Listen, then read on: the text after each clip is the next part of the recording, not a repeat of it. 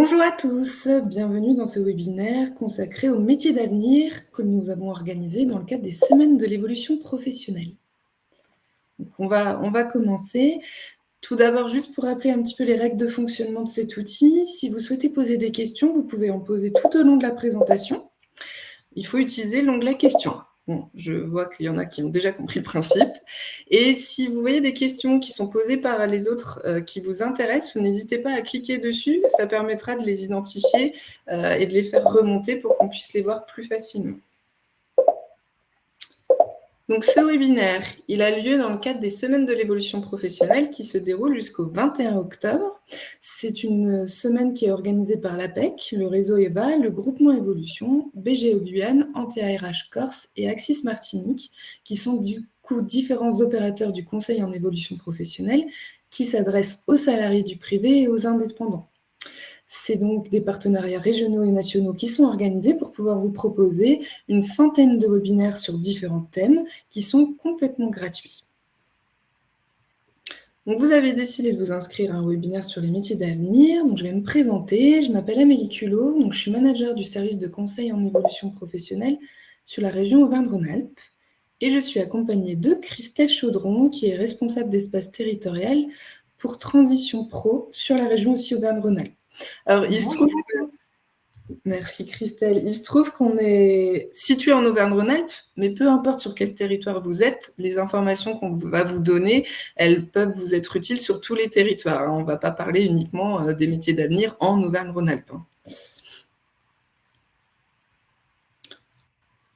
Alors, l'objectif de ce webinaire, c'est d'abord qu'on puisse échanger ensemble sur toutes les données, tous les termes qui sont utilisés pour décrire le marché de l'emploi. C'est-à-dire quand on parle de marché de l'emploi, qu'on parle de métier d'avenir, de quoi on parle. Donc déjà, d'aborder ce sujet-là ensemble, de le définir. Et puis surtout, on va vous donner des ressources concrètes. On va vous donner des sites Internet qui sont des sources d'informations fiables pour que vous puissiez vous-même, donc on vous les déposera dans le chat au fur et à mesure de la conversation, pour que vous puissiez vous-même les utiliser au service de vos questionnements et de votre projet professionnel et que vous puissiez soit découvrir des secteurs et des métiers d'avenir, soit peut-être regarder si les métiers et secteurs qui vous intéressent font partie des métiers d'avenir.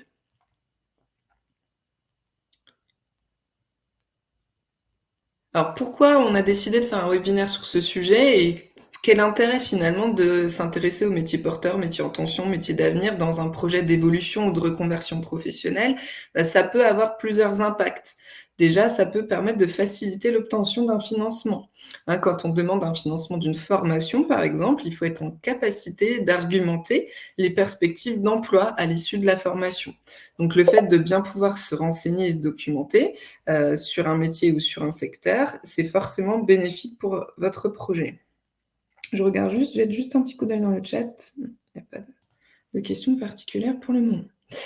Ça permet aussi de sécuriser votre parcours parce que, évidemment, quand on réfléchit à changer de métier ou de secteur d'activité, c'est toujours plus confortable quand on a pu identifier que le secteur dans lequel on se dirige peut offrir des perspectives d'emploi. Et puis, évidemment, la transition professionnelle sera d'autant plus facile si on a identifié un métier porteur d'emploi, puisqu'on trouvera plus facilement du travail dans ce domaine ou dans ce secteur d'activité. Donc, du coup, l'idée, là, dans ce webinaire, c'est de vous outiller pour que vous puissiez accéder à toutes ces ressources au service d'une idée, d'une envie, d'un projet professionnel. Ou que ça puisse peut-être faire naître des envies si vous n'en avez pas, puisque vous allez aussi identifier des métiers porteurs. Quand on parle de métiers d'avenir, alors, excusez-moi, voilà. Là, je vais juste vous donner une information un peu globale d'études qui ont été réalisées et qui montrent que les compétences de demain, elles sont déjà amorcées puisqu'il y a déjà des transformations sur notre marché. Et ce qui est apparu déjà, et ça concerne tous les territoires, c'est une information qui est applicable au niveau national, c'est qu'on voit qu'il y a de plus en plus de métiers qui sont dédiés aux services en direction des personnes seniors. On sait que la population française, elle vieillit. Il y a aujourd'hui un quart de la population qui a plus de 60 ans. Donc, de toute façon, il va y avoir une croissance des métiers du service à la personne, puisqu'il va falloir prendre soin de nos anciens. Et puis, il y a aussi toute une économie qui se développe autour de la personne âgée avec des nouvelles technologies, des nouveaux services. Donc, ça va forcément créer des emplois. Ça en crée déjà, mais ça va perdurer, continuer. Donc on repère déjà des transformations qui vont s'inscrire dans la durée, donc les métiers au service des personnes âgées. Ensuite, une transformation numérique des métiers, donc ça vous l'avez déjà constaté, hein, ça touche plusieurs secteurs d'activité. Donc avec cette transformation numérique, il y a des métiers existants qui vont évoluer, mais il y a surtout des métiers qui vont être créés. Avec la généralisation de l'intelligence artificielle et de la robotique, par exemple, on a des métiers qui vont apparaître. Donc par exemple, il y a une étude qui est publiée par Dell et l'Institut du futur, qui a été publiée en 2017, qui nous dit qu'il y a 85% des emplois de 2030 qui n'existent pas encore.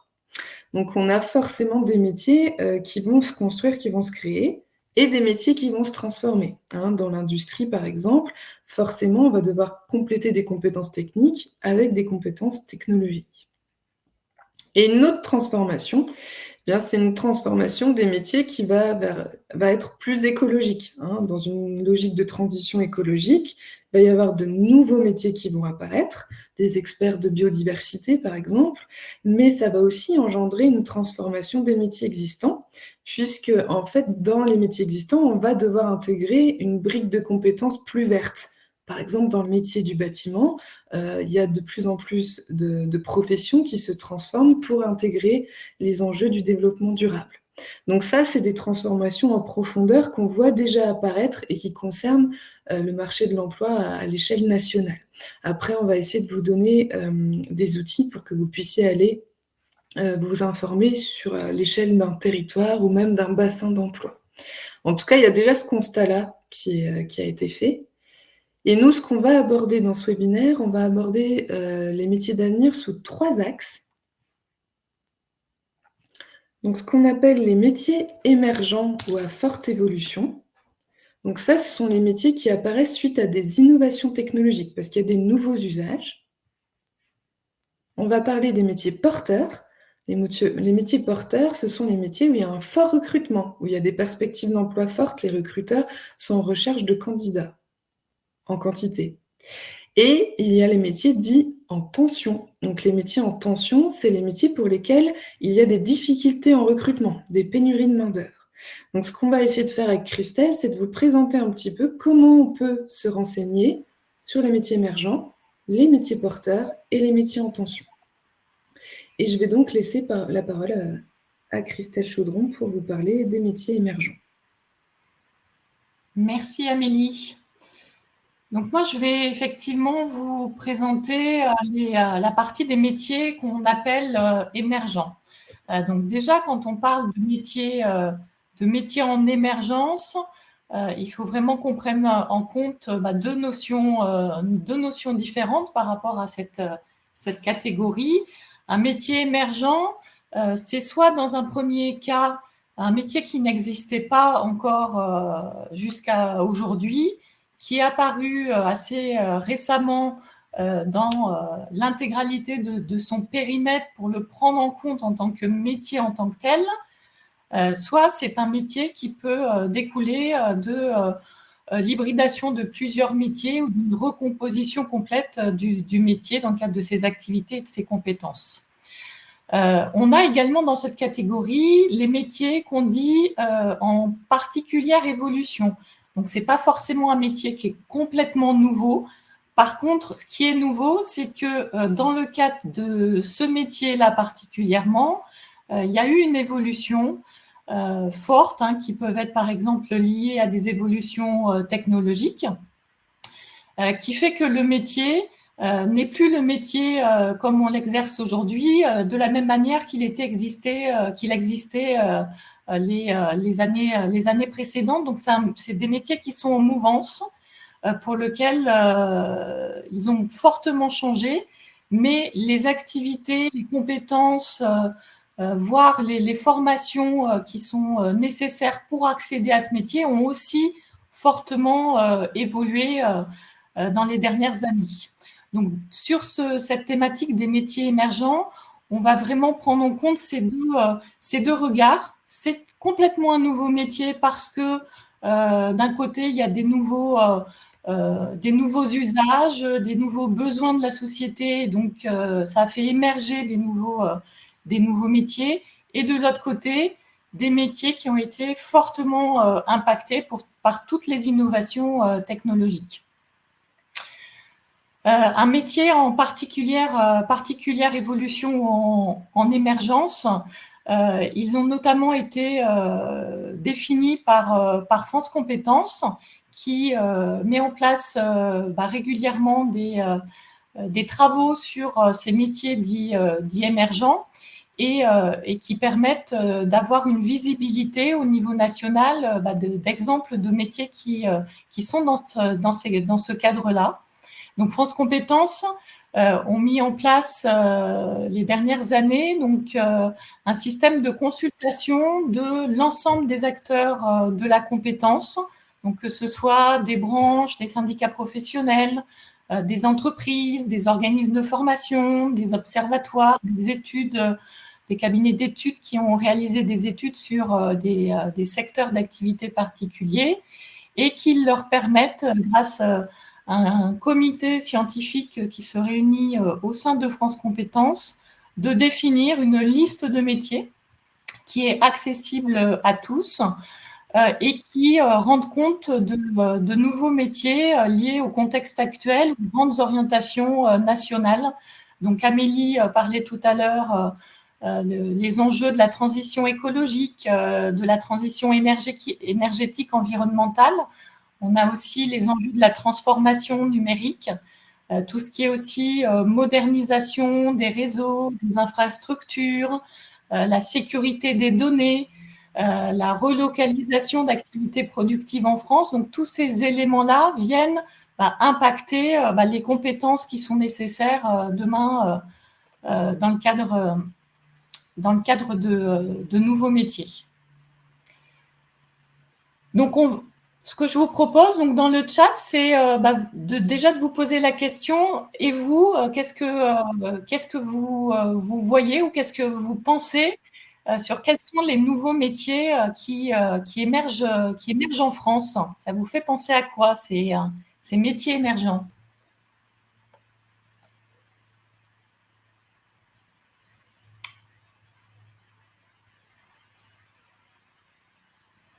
Donc rassurez-vous, on va vous donner des exemples, hein, vous étiez plusieurs à le demander, mais n'hésitez pas, vous, déjà, à donner vos idées. Conseiller numérique. Ouais. Énergie renouvelable. Assistant virtuel.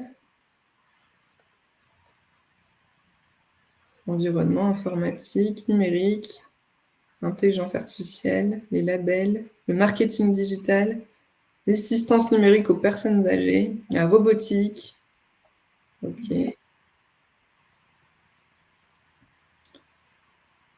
Ouais, l'intelligence artificielle.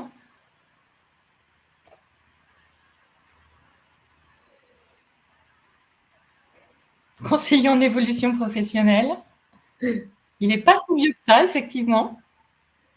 L'impression 3D.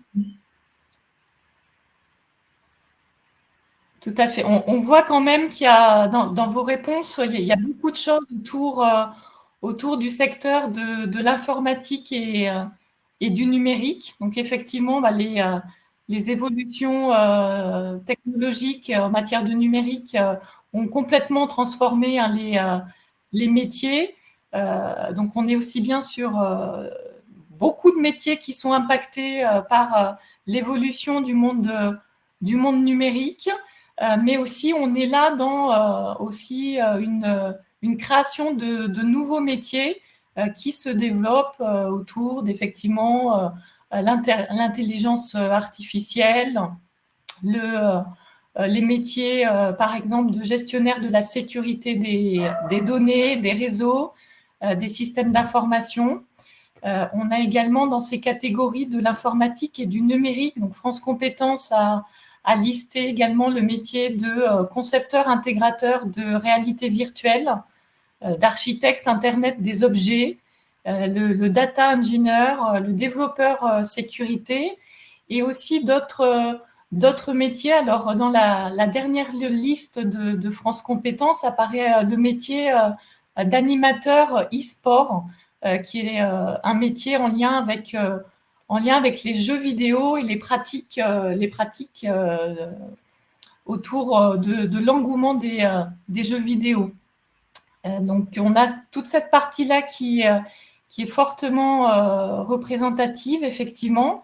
Mais on a aussi toute la partie du bâtiment, pour lequel, dans le cadre de la transition écologique et le souhait d'ici 2050 d'arriver à une neutralité de carbone, où les métiers du bâtiment, même des métiers qui sont finalement très classiques et anciens, voient leur domaine complètement évoluer par une nouvelle prise en compte de leur environnement. Donc, c'est notamment le cas des plombiers, chauffagistes, le cas des couvreurs, pour lequel il existe désormais des nouveaux matériaux qui impactent ces métiers-là fortement ces dernières années.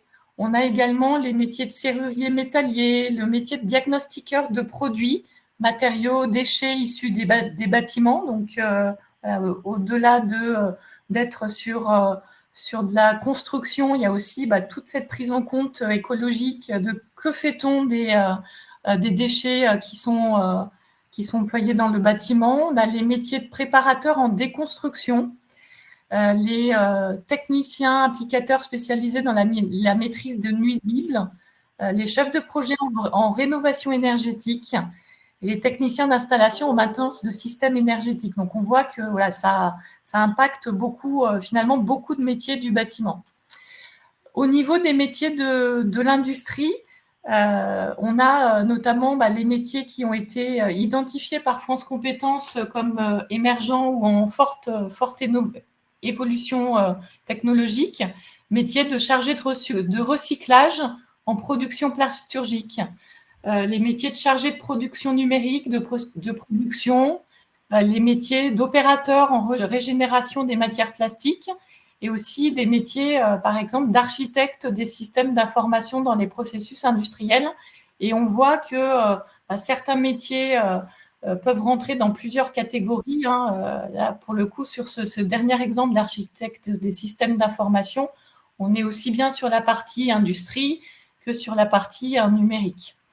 Et dans l'environnement, idem, on a de nouveaux métiers. Donc, on en parlait aussi, qui sont impactés en lien avec les métiers du bâtiment. Mais au-delà des métiers du bâtiment, sont notamment identifiés par France Compétences comme métiers émergents, les métiers d'éco-agriculteurs, les métiers de végétaliseurs urbains, donc faire revenir la nature dans les villes. Et on a, dans le cadre de la liste qui a été diffusée, mise à jour en juin dernier là, par France Compétences, on a également des métiers d'animateurs formateurs en technologie agricole, de paysans herboristes, qui font aussi partie de cette partie de ce secteur de l'environnement. Okay. Alors, pour retrouver donc cette liste, vous pouvez aller sur le site de France Compétences. Donc, Amélie, je ne sais pas si tu peux donner le lien est dans le chat. Alors, dans la partie chat, voilà, pas dans la partie questions. Vous pouvez retrouver et télécharger le guide des métiers émergents de France Compétences, donc qui a été mis à jour là au mois de juin, pour lequel vous retrouvez 28 métiers qui font partie de cette liste des métiers émergents. Il y a une question dans le chat, peut-être à laquelle tu pourrais répondre. Il y a Nicolas qui s'interroge sur le fait que ces métiers, comme ils sont nouveaux, est-ce qu'on a suffisamment de recul dessus pour pouvoir identifier en fait la formation, le bon cursus pour pouvoir se former, acquérir les compétences de ces métiers-là? C'est tout l'enjeu, effectivement, de définir des nouveaux métiers. Toutes les nouvelles activités ne vont pas forcément devenir un métier en tant que tel, considéré comme émergent. Parce qu'avant que ce soit considéré comme métier, il faut déjà bien caler le périmètre de l'activité, mais il faut aussi penser à quelles sont les compétences qui sont nécessaires pour exercer ce métier, ce qui embarque aussi quelles sont les certifications à terme qui devront être développées dans la société de manière à acquérir les compétences pour viser ce métier-là. L'idée de France Compétences également dans la diffusion de cette liste, c'est de pouvoir repérer des secteurs d'activité qui ont besoin de la mise en place de nouvelles certifications professionnelles en France et qui permet ensuite de rajouter des formations qui seraient reconnues au répertoire national des certifications professionnelles ou au répertoire spécifique national, avec tout l'enjeu derrière, qu'il faut que l'intégralité des acteurs sur les territoires et que les organismes de formation notamment puissent derrière répondre aux nouvelles compétences qui sont nécessaires pour déployer complètement ce nouveau métier.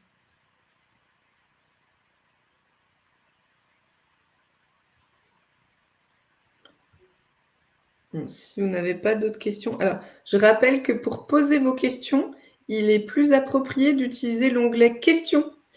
Simplement pour des raisons pratiques, c'est plus lisible et c'est plus facile de vous répondre que dans le chat. Après, on va suivre les deux, on regardera l'onglet questions et l'onglet chat. Et quand on vous présente des informations, soyez rassurés, on vous donnera toujours les sources. Donc là, on évoquait une liste. Vous aurez toujours dans le chat, au fur et à mesure de la présentation, les sources, les sites sur lesquels vous pourrez vous rendre. Donc évidemment, quand on commence à lister tout un tas d'exemples, on se doute bien que vous n'avez pas le temps de tout écrire, mais vous en faites pas, on vous donne toujours la source d'information. Le but, c'est que vous puissiez vous en resservir aussi, vous, par la suite. Je vais continuer. Donc, on a parlé des métiers dits émergents. Il est intéressant aussi d'aller regarder ce qu'on appelle les métiers dits porteurs. Donc, les métiers porteurs, de quoi on parle? Donc, comme je l'évoquais tout à l'heure, c'est un métier avec un fort potentiel de recrutement, de fortes perspectives d'emploi. C'est donc un métier qui est recherché par les entreprises et qui a vocation à se développer dans les années à venir. Donc, il y a du recrutement actuellement et un recrutement qui va durer dans le temps. À votre avis, avant qu'on vous donne des exemples et des sources d'informations, qu'est-ce qu'il peut y avoir comme métier porteur? Où ça recrute fortement. Je vous laisse réagir. Chef de projet en IT. Les métiers en tension, on y reviendra après. On les a différenciés. Data scientist, aide à la personne, service aux particuliers. Ouais. Les ressources humaines, les aides-soignants. OK. Tout ce qui est formation pour adultes. Conducteur de bus. Oula, ça va trop vite. Le développement personnel, le web design, le coaching. Les métiers du recrutement. OK, vous avez beaucoup d'idées. Ouais, les métiers liés au grand âge, comme on l'évoquait tout à l'heure. OK, ça marche. Alors, donc plutôt que de vous donner tout un tas de métiers et une liste, parce que de toute façon, ça peut varier aussi d'un territoire à l'autre, on va essayer de vous donner des ressources pour que vous puissiez les identifier. Donc là, je vais vous présenter à l'écran plusieurs ressources. On va vous mettre les liens dans le chat, donc vous pourrez les exploiter vous-même. Moi, je vais juste essayer de vous montrer un petit peu comment elles fonctionnent et qu'est-ce qu'on peut y trouver pour vous familiariser, on va dire, avec ces sources d'informations. C'est pas une liste exhaustive, c'est simplement pour vous donner des points de repère et surtout des sources d'informations qui sont fiables. Donc, je regarde juste dans le chat, ça réagit encore. Donc, par exemple, on a le ministère du Travail qui publie une liste. Alors, excusez-moi, il faut juste le temps que la page s'affiche. Hop. Donc, le ministère du Travail, il publie une liste. Ah ben, décidément, c'est un peu long. Hop, c'est bon. Bon, là, la carte de France n'est pas interactive aujourd'hui, je ne sais pas pourquoi. Quoi qu'il en soit, en dessous, vous voyez, on peut télécharger des listes régionales de métiers porteurs. Donc, ça permet d'avoir des listes actualisées et qui vous permettent d'avoir vraiment des intitulés de métiers qui sont dits porteurs sur une région déterminée. Et elle est actualisée sur le site internet régulièrement. Donc là, on voit qu'il y a une mise à jour au 23 septembre 2022. Donc là, on est d'accord, on n'est pas à une échelle micro, hein, on voit des données à l'échelle régionale, mais ça peut quand même donner des tendances. Donc après, vous pouvez faire l'exercice d'aller sur votre région pour voir ce que ça donne. Il y a forcément des métiers qui touchent toutes les régions, et puis des métiers qui sont porteurs sur certains territoires et pas d'autres. Ensuite, on a France Stratégie, qui fait des études,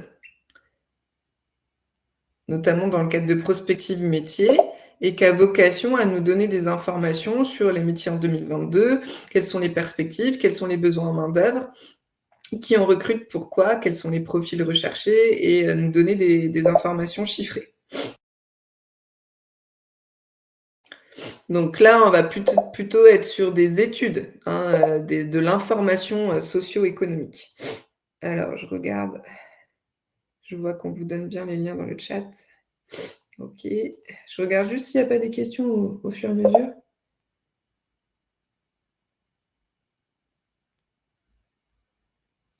Alors, je répondrai aux questions après. Je vais balayer un petit peu les ressources.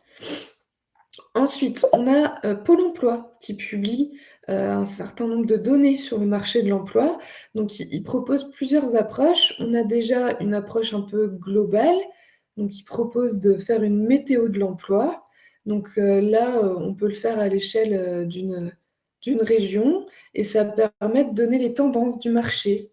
Et notamment, ils peuvent vous donner les métiers qui recrutent le plus sur le territoire. Là, par exemple, si on fait l'exercice en Auvergne-Rhône-Alpes, voilà, ça vous donne ici les tendances.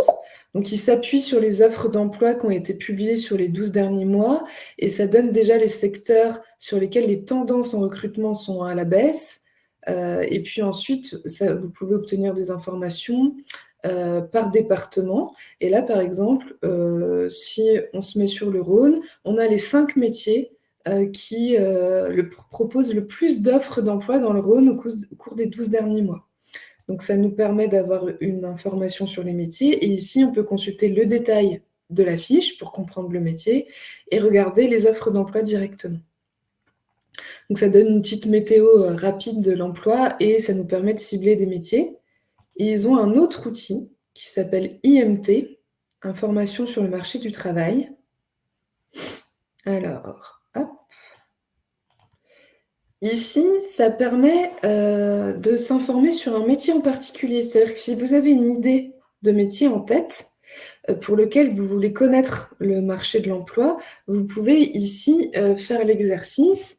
Donc, je ne sais pas, je regarde tout à l'heure, Ludovic, vous disiez, les étudiants, il n'y a pas d'infos sur les métiers médicaux et la psychologie. Donc, par exemple, si je cherche des données sur le métier de psychologue, alors, c'est basé sur les codes ROM de Pôle emploi. Donc, il faut prendre une fiche qui correspond. Je vais prendre la plus générale. Voilà. Donc là, j'informe que je veux des données sur le métier de psychologue. Et soit je peux regarder sur toute une région, soit je peux regarder à l'échelle d'un département.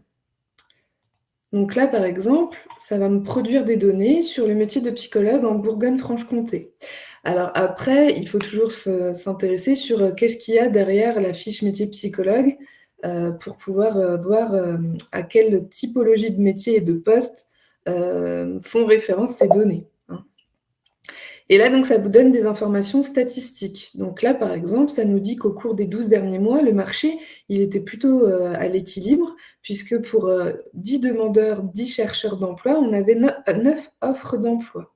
Donc, ça nous donne des informations. Et puis, si on clique pour obtenir des statistiques un peu plus détaillées, on va avoir le nombre d'offres d'emploi. Ça donne des ratios, hein, ça donne des tendances. Donc, on voit que la semaine dernière, il y avait 132 offres pour 319 demandeurs. Donc, après, le ratio qui nous donne de 9 offres pour 10 demandeurs, c'est un ratio annuel, enfin, sur les 12 derniers mois. Ça donne aussi des informations sur les types de contrats pratiqués. Hein, on voit que, OK, il y a beaucoup d'offres, mais elles ne sont pas toutes en CDI. Hein, il y a 40% des offres qui sont en CDI. Le reste, c'est du CDD ou d'autres types de contrats. Ça donne aussi des informations sur les fourchettes de salaire. Bon, parfois elles sont un peu larges. Ça donne aussi des indications sur les périodes de recrutement. Est-ce qu'il y a des moments où il y a plus de recrutement dans l'année? Hein, donc on voit que sur septembre, novembre, décembre, ça recherche plus et ça nous donne aussi des indications sur les tendances marché ouvert, marché caché. Donc là, par exemple, on voit que les psychologues trouvent plus facilement du travail en explorant le marché caché. Alors si je dois juste, peut-être définir ces notions, le marché ouvert, c'est le marché de l'emploi qui est visible, c'est-à-dire tout ce qu'on peut voir sur le marché, les offres d'emploi, la presse spécialisée, tout ce qu'on peut, tout ce à quoi on peut accéder directement, hein. Donc, le marché caché, c'est tout ce qui va être, emploi accessible via le réseau, les candidatures spontanées, parce que là, on va démarcher, on va se mettre en relation, mais il n'y a pas forcément une offre officielle de publier. On n'est pas forcément au courant que la structure, l'entreprise est en recherche de candidats. Donc ça nous permet aussi de connaître ces tendances-là et de pouvoir aussi stratégiquement se positionner sur le marché. Donc cet exercice-là, on peut le faire pour plein de métiers différents. Après, il arrive que sur certains métiers, il n'y ait pas de données, hein, parce que, justement, c'est des métiers qui sont trop récents, donc il n'y a pas encore beaucoup d'offres, donc c'est difficile de donner des données. Ça peut être aussi, que ce sont des métiers qui s'exercent peu, sous le statut de salarié, auquel cas, on va pas avoir des données liées à l'offre d'emploi, hein, sur un territoire. Donc, là, quand vous faites la recherche, Pôle emploi va vous dire qu'ils n'ont pas suffisamment de données, hein, pour pouvoir vous renseigner sur le marché de l'emploi et les perspectives. Alors, je jette juste un coup d'œil au chat. Alors, je ne sais pas, Ludovic, si ça répond à vos questions, parce que là, par exemple, j'ai trouvé des informations sur les métiers de psychologue.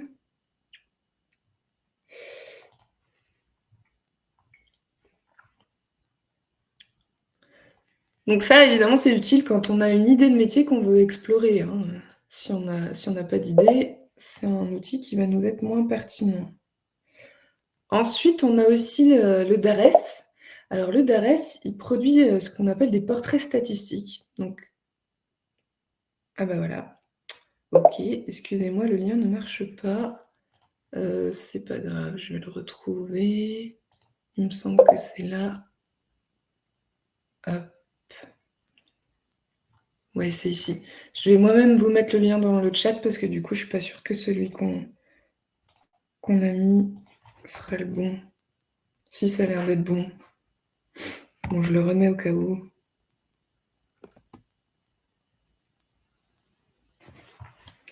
Alors.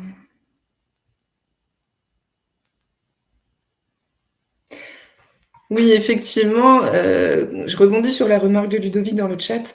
Effectivement, comme ces données statistiques se basent sur des codes ROM et des fiches métiers qui regroupent plusieurs, typologies de postes ou spécialités, effectivement, c'est difficile, de différencier, par exemple, le neuropsychologue, du psychologue du travail, du psychologue cognitiviste et ainsi de suite. Donc, c'est vrai que les données, elles ont un grain, qui est pas toujours, fin, par spécialité, qu'on peut retrouver dans différents métiers. On va avoir des données parfois qui sont un peu générales. Pour nous permettre de compléter, Amélie, Oui. quand les sites un peu généralistes ne permettent pas d'aller assez loin dans l'information sur un secteur particulier, c'est plutôt intéressant d'avoir le réflexe d'aller voir des observatoires, s'il en existe, qui sont éventuellement portés par la branche professionnelle représentative, parce qu'ils peuvent aller plus dans le détail de la particularité d'un métier spécifique. Donc, faire une recherche par rapport à ces observatoires-là. Ouais. Donc là, après, ça va dépendre du métier et du secteur qui vous intéresse, hein. Il faut que vous trouviez le site de la branche professionnelle qui mène ces études prospectives-là. Pour le DARES, alors, il publie des portraits statistiques des métiers. Donc là, l'idée, c'est que alors ils ont aussi une prospective sur les métiers en 2030, hein, si vous voulez aller jeter un coup d'œil. Donc là, vous pouvez, choisir parmi un panel, de métiers. Alors je ne sais pas si je prends excusez-moi. Si je prends, allez, un technicien, en électrotechnique, là, je vais avoir un petit peu une description, du métier et de ses ty de sa des typologies de postes, sur lesquels les personnes se positionnent et différentes familles de métiers. Mais surtout, après, je vais avoir des infos sur les dynamiques d'emploi. Est-ce que ça a une tendance au recrutement ou pas? Comment ça évolue? Ça me donne aussi des informations sur les personnes qui occupent ces emplois et notamment, des pyramides d'âge.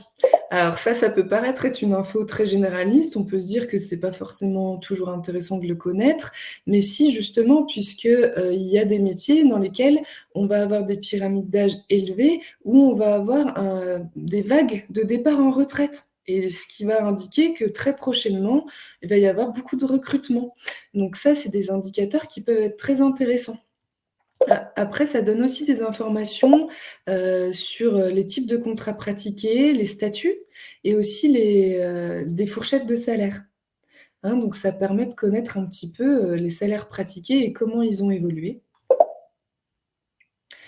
Ça donne aussi des indications sur les employeurs, les typologies d'employeurs et ça donne aussi des indications sur, finalement l'équilibre entre l'offre d'emploi et la demande d'emploi. Ça, c'est un indicateur aussi intéressant parce que même si vous êtes en emploi, si vous recherchez ou vous souhaitez, vous positionner sur un marché, sans connaître l'équilibre entre la demande et l'offre, c'est quelque part, nier une partie du marché parce que s'il y a beaucoup de demandeurs, ça veut dire que vous aurez beaucoup de concurrents.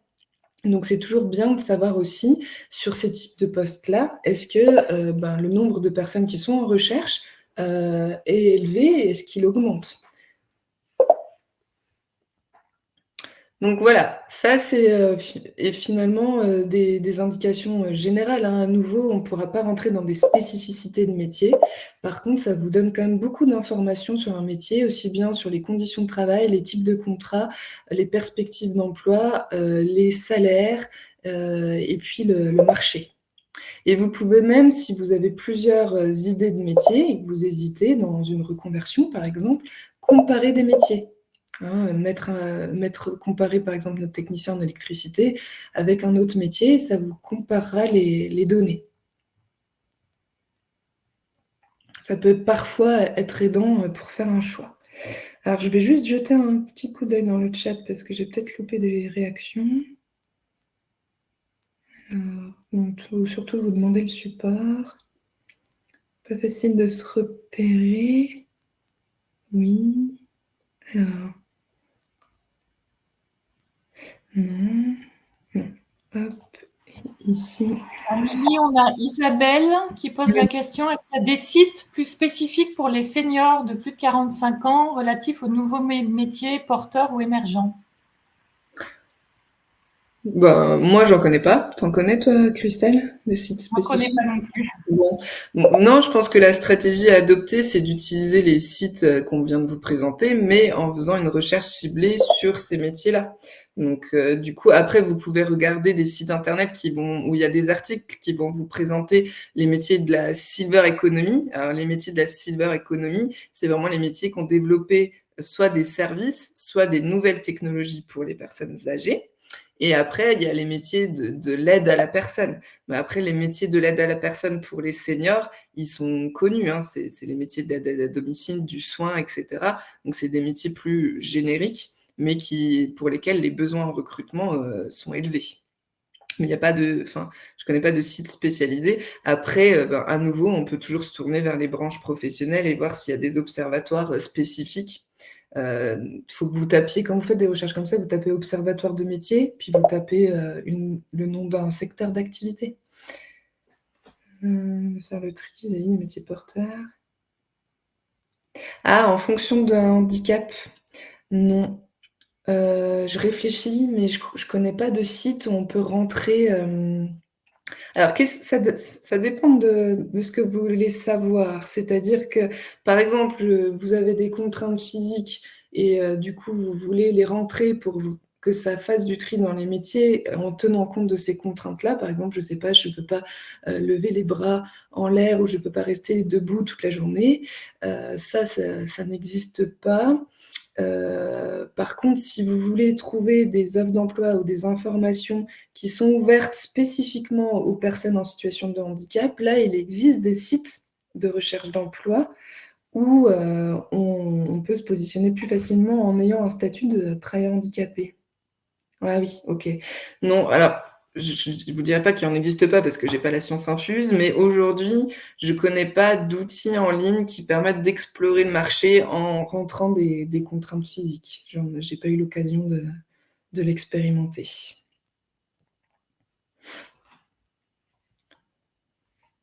Un dernier outil que je voulais vous présenter, c'est Data Emploi. C'est un outil qui est récent.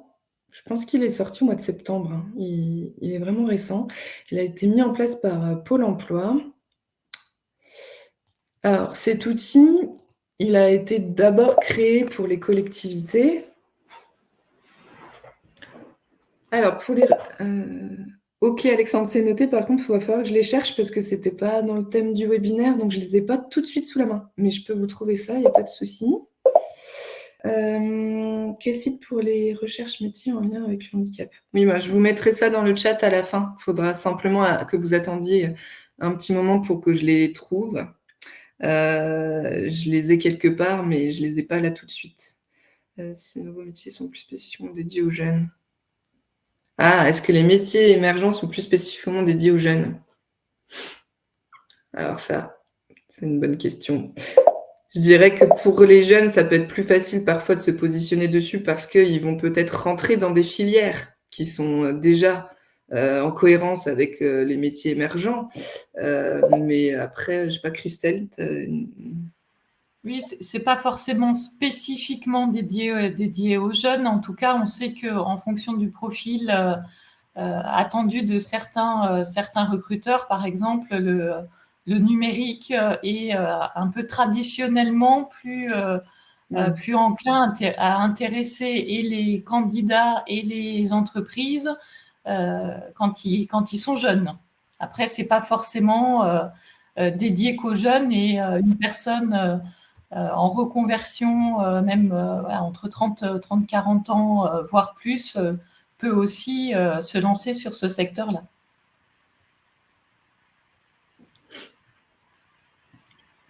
Alors juste pour, cet outil supplémentaire qui s'appelle Data Emploi, alors il a été, créé pour donner de l'information sur le marché du travail, sur les territoires, plutôt pour les collectivités dans leur stratégie, hein, de développement territorial. Mais je trouve que ça peut avoir un intérêt aussi, pour vous dans vos démarches d'investigation, parce qu'en plus, là, on peut avoir un grain, assez fin.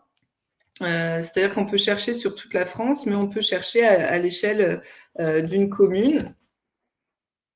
Voilà, à l'échelle d'un bassin d'emploi ou même d'une communauté de communes. Ce qui permet d'avoir un grain plus fin d'exploration du marché et du coup, ça nous produit des données. Alors, on va retrouver un peu le même type de données, hein, que tout à l'heure, mais du coup, c'est juste pour vous montrer qu'il y a une diversité d'outils qui peuvent se compléter. Après, à vous de voir quel usage vous voulez en faire. Mais là, par exemple, ça donne, voilà, j'ai rentré la commune de Mâcon en Bourgogne-Franche-Comté. Ça nous donne un peu des informations sur, le taux d'emploi, le taux de chômage. C'est-à-dire, est-ce que c'est un territoire dynamique? Après, ça donne aussi des informations sur les secteurs qui embauchent le plus et sur quel type de contrat ils embauchent. Ça donne des informations aussi, bon, sur les profils, des demandeurs d'emploi, mais aussi sur les niveaux de qualification, voilà, et ça donne des infos sur les métiers les plus recherchés sur ce bassin-là au cours des 12 derniers mois. Avec aussi des informations sur les conditions de travail, et ben, l'équilibre entre l'offre et la demande. Donc après, on peut aller voir plus en détail d'autres métiers. Ça fait un top 5 parce qu'il faut que les informations soient synthétisées à l'écran. Les compétences aussi les plus détenues, mais aussi celles qui sont les plus recherchées. Donc ça permet aussi de voir un petit peu comment, on peut être concurrentiel ou comment on peut, stratégiquement se positionner, sur le marché de l'emploi. Et les formations aussi, qui sont, les plus suivies pour, finalement accéder, à l'emploi. Donc, vous voyez que les données sont pas tout à fait exactement les mêmes tout le temps et la clé d'entrée n'est pas toujours la même. Parfois, on rentre par un métier, parfois on rentre par un territoire, parfois les données sont précises, parfois elles sont plus générales. Après, on a bien vu que on peut jamais, aller, étudier, un type de poste en particulier. La clé d'entrée, c'est la clé métier. Donc derrière un métier, il peut y avoir plusieurs typologies de postes. C'est ça qui est parfois compliqué. Mais nous, ce qu'on vous donne, c'est ce qui est visible. Hein, donc tous les outils qu'on vous donne, c'est ce qui est accessible ici, immédiatement pour vous, qui est ouvert au grand public. Après, évidemment que si vous êtes dans une démarche d'investigation du marché, il faut compléter toutes ces données-là par des démarches comme des enquêtes métiers, des immersions professionnelles pour pouvoir aller au contact du terrain et échanger avec les professionnels sur des informations plus fines, complémentaires avec ce qu'on vient de montrer à l'écran.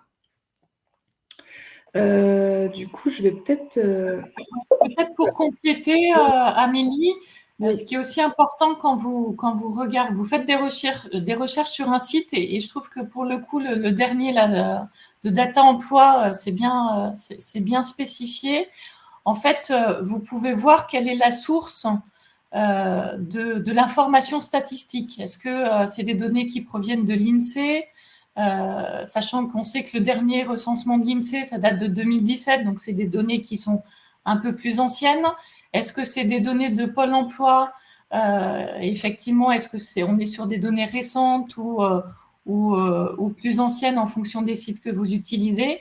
Et du coup, ça va aussi vous permettre, dans le cadre de l'analyse de la fiabilité des données, de vous dire, ah bah oui, là, peut-être que je vais être sur des données qui vont être un petit peu parcellaires parce que là, c'est plutôt une information en lien avec des demandeurs d'emploi, mais pour le coup, peut-être qu'il y a aussi beaucoup d'indépendants dans ce secteur-là. Donc voilà, certains secteurs particuliers n'ont pas forcément l'exhaustivité des informations. Donc il faut aussi que vous arriviez un petit peu à décrypter, au-delà de l'information générique, finalement d'où viennent ces données pour essayer d'avoir la meilleure analyse. Et un des conseils, c'est vraiment de croiser et de vérifier vos sources. Donc, surtout, de ne pas vous arrêter à une seule recherche et vous devez bien essayer d'en faire plusieurs pour croiser tous ces éléments pour faire une appréciation la plus juste possible. Du coup, on a vu donc les métiers dits émergents, on a vu les métiers dits porteurs, et donc le troisième point qu'on voulait aborder avec vous, c'est les métiers qu'on appelle en tension. Je te laisse la parole, Christelle. Oui, alors là, sur les métiers en tension, donc on est sur l'identification des métiers qui cherchent à embaucher, pour lesquels les entreprises ont des difficultés de recrutement importantes pour ces métiers-là.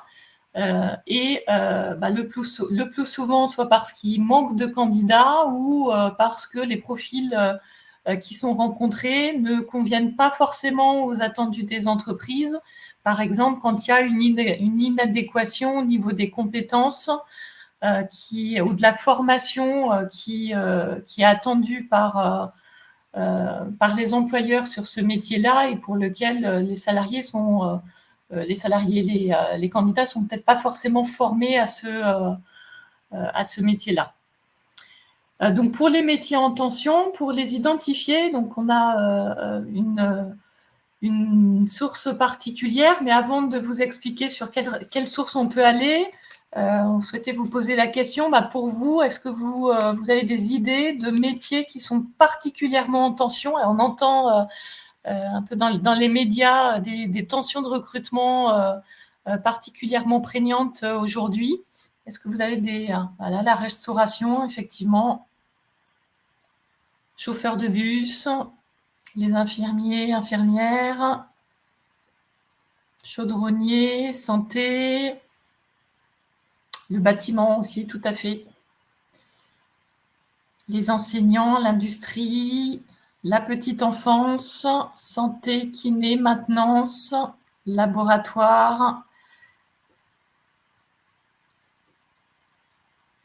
industriel agroalimentaire, les carrossiers. Oui.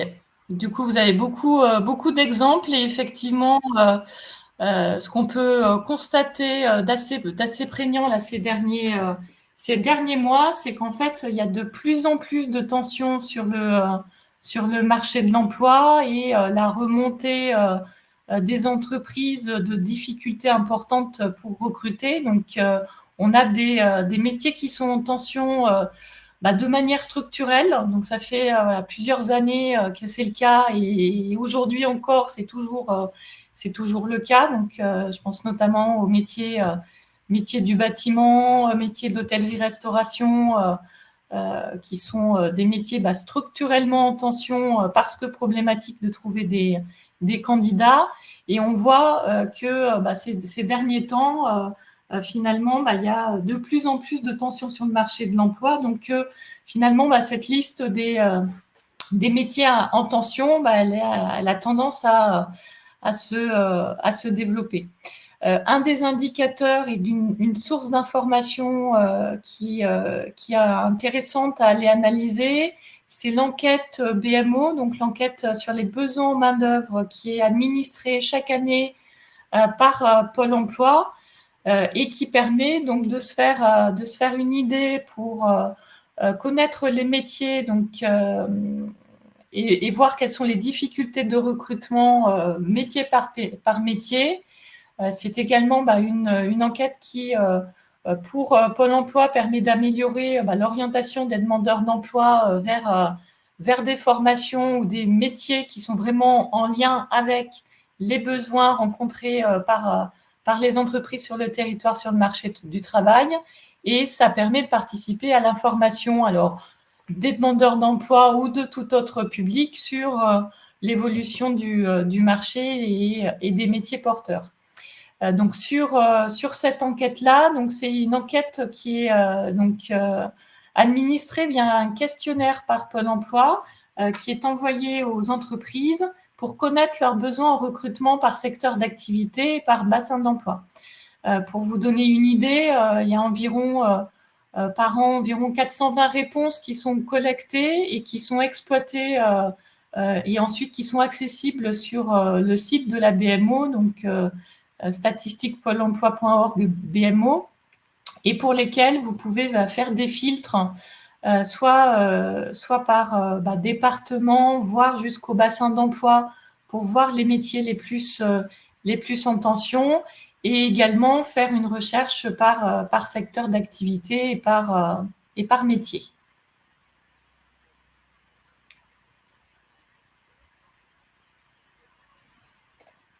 Voilà, donc Amélie vous présente le site directement, besoin en main-d'œuvre, pour lequel vous avez les informations sur les intentions d'embauche. Attention, on reste toujours prudent, hein. Il peut y avoir un petit décalage entre les intentions d'embauche qui ont été déclarées par les entreprises et la réalité après des besoins en temps réel, hein, puisque on est sur une enquête annuelle, donc c'est potentiellement, ça donne des tendances. Après, c'est pas complètement représentatif de la demande et de la recherche d'emploi à l'instant T. Donc sur ces éléments-là, donc qu'est-ce que nous apprend la BMO? Principale information, c'est qu'il y a un volume inédit de recrutements qui sont prévus sur l'année 2022. Hein. On est sur plus de 3 millions de projets de recrutement en 2022, avec une hausse de 12% par rapport à l'année dernière. Donc, beaucoup de projets d'embauche, et notamment avec une forte proportion sur des projets d'embauche sur de l'emploi durable, hein, sur 71% sur de l'emploi durable. Donc, la part d'intention de recrutement sur des emplois durables qui est en augmentation de 7 points par rapport à l'année précédente. Et l'enquête nous informe qu'on a quasiment une entreprise sur 3 qui envisage de recruter, notamment dans les entreprises de petite taille. Donc, parmi les métiers en tension, donc, il y a des recrutements qui sont en forte hausse. Alors, un peu partout, hein, comme je vous ai expliqué tout à l'heure, hein, c'est vraiment un phénomène qui s'intensifie ces derniers temps. Et on est sur 6 intentions d'embauche sur 10 dans le domaine des services et beaucoup de hausse d'embauche dans les métiers alors, du transport, de l'entreposage où on est à plus 31% par rapport à l'année dernière. On est à plus 24% d'intention d'embauche dans l'industrie, plus 23% d'intention d'embauche dans le domaine de l'hébergement et de la restauration.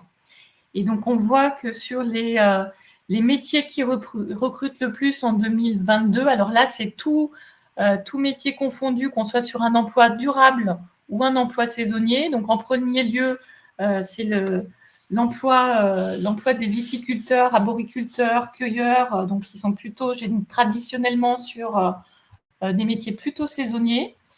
On a bien entendu, on retrouve la restauration, hein, service, serveur de café et les cuisiniers un peu plus loin.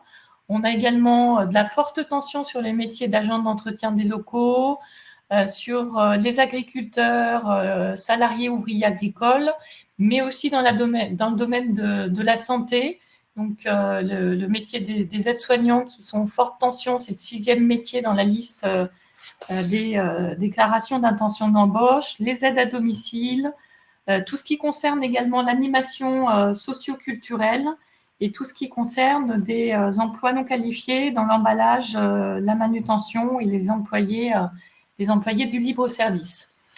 Après, ce qui peut être intéressant, donc au-delà de cette liste, c'est d'aller aussi regarder les raisons pour lesquelles les entreprises ont considéré qu'il y a de la tension et dans quelle mesure ils ont jugé les recrutements difficiles.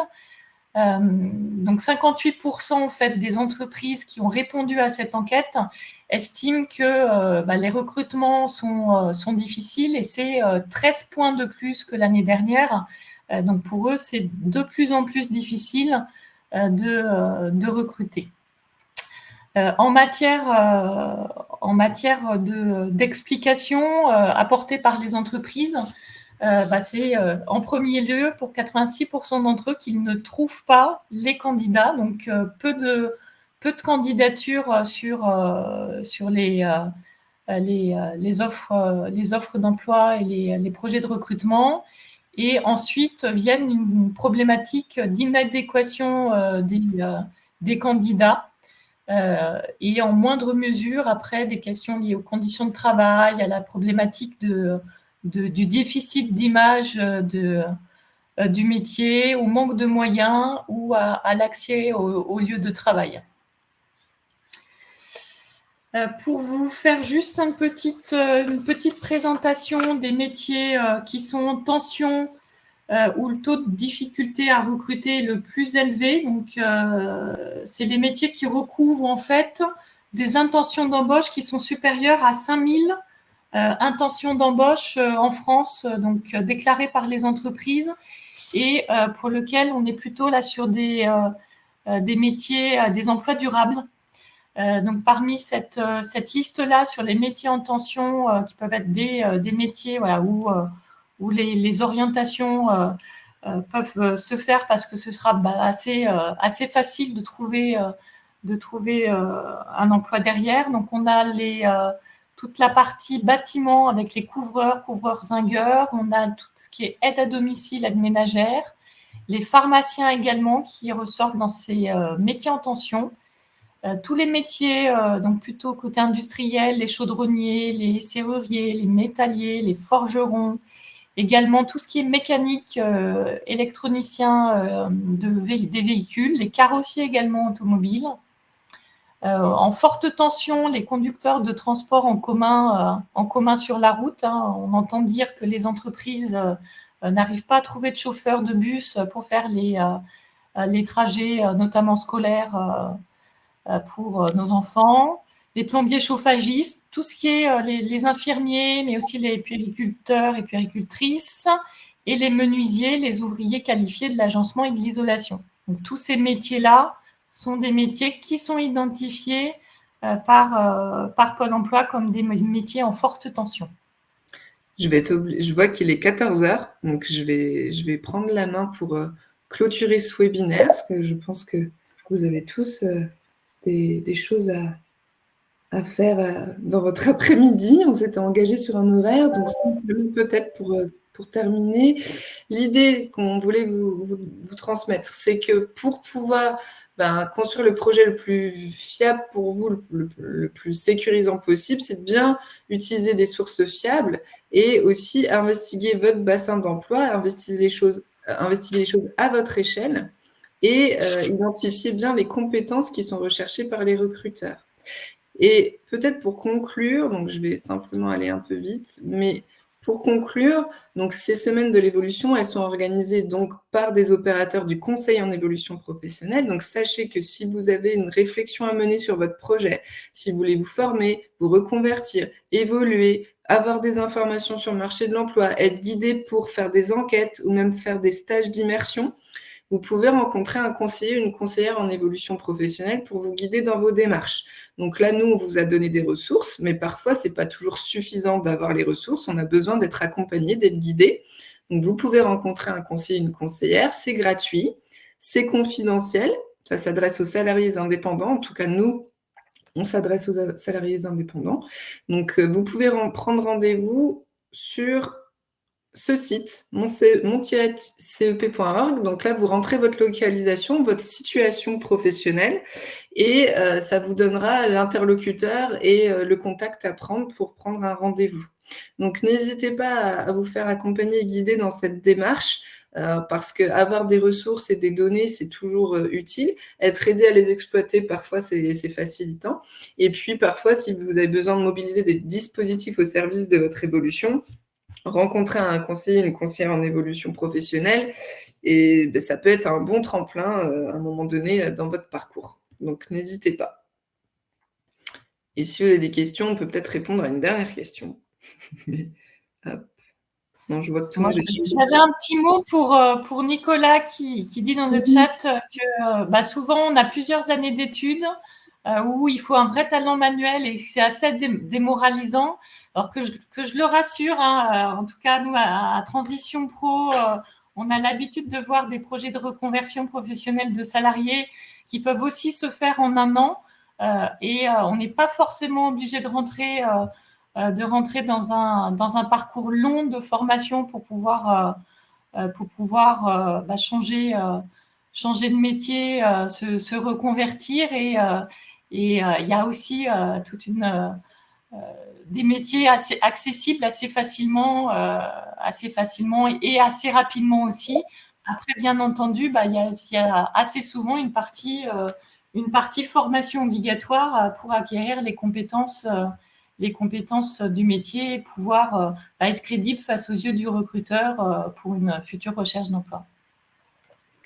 Donc là, du coup, n'hésitez pas à vous faire accompagner parce qu'en fait, il y a des formations qui sont plus courtes, il y a des choses qui existent pour mener une reconversion.